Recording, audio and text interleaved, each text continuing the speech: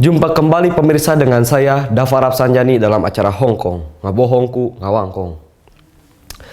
Jadi pemirsa, alkisah di zaman baheula ada pedagang dudukui sejenis topi seperti ini yang berdagang melewati hutan belantara di daerah Sumatera. Dagangannya banyak. Dudukui itu dimasukkan ke dalam kantong yang sangat besar. Ada yang dikelek dan ada juga satu dudukui yang dipakai di atas kepalanya.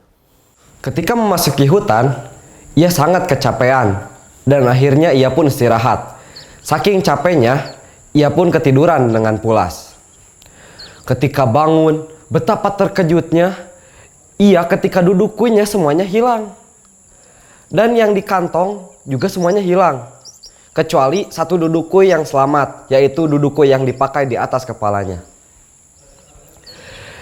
Di sela keheranannya, ia melihat ke sana dan kemari dan betapa terkejutnya ia ketika melihat ke atas pohon yang sangat besar. Ternyata dudukuinya itu dipakai oleh rombongan monyet yang sangat banyak. Setiap satu monyet memakai satu dudukui. Orang itu termenung mencari akal.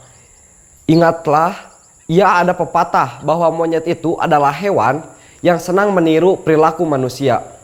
Maka ia coba dudukui yang tinggal satu dan sedang dipakainya itu dikibas-kibas seperti ini. Dan ternyata semua monyet pun meniru tukang dudukui itu.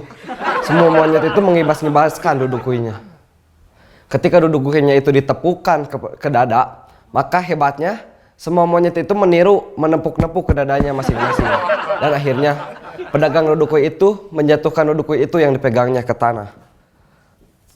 Maka luar biasa, semua monyet menjatuhkan dudukui yang dipegangnya di atas pohon ke tanah. Maka selamatlah dudukui itu semuanya. Kembali ke pedagang itu, betapa gembiranya pedagang itu.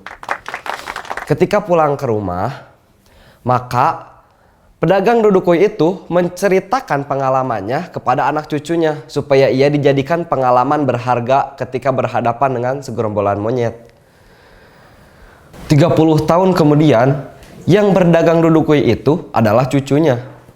Dan ia pun berdagang melewati hutan belantara seperti kakeknya. Lalu sejarah pun berulang. Sang cucu yang pedagang kecapean di hutan dan tertidur. Ketika ia bangun, kejadian yang menimpa kakeknya terulang lagi. Semua dudukui hilang sirna dan monyet-monyet cecengesan memakai masing-masing satu dudukui. Pedagang itu sebentar bingung, tapi ia ingat yang diceritakan sang kakek kalau berhadapan dengan monyet pencuri dudukui. Maka dudukui itu dikibas-kibaskan dan seperti cerita sang kakek. Monyet itu pun meniru mengkibas-kibaskan dudukuinya. Kemudian pedagang itu menepuk-nepuk dudukuinya ke dada. Dan monyet itu juga menepukkan dudukuinya ke dadanya masing-masing. Pedagang dudukui itu makin gembira. Tinggal satu cara lagi. Maka akhirnya ia lepaskan dudukui dari tangannya dan dijatuhkan ke tanah. Tetapi ketika melihat ke atas, monyet-monyet yang sedang memakai dudukui, betapa terkejutnya ia. Karena semua monyet justru semakin erat memegang dudukuinya. Tak ada satu monyet pun yang menjatuhkan dudukui ke tanah. Di antara kebingungan dan keheranan pedagang itu, tiba-tiba ada monyet yang paling besar turun mendekati pedagang dudukui sambil ngomong dan menunjuk wajah pedagang dudukui. Memangna si laing hungkul nu boga aki teh.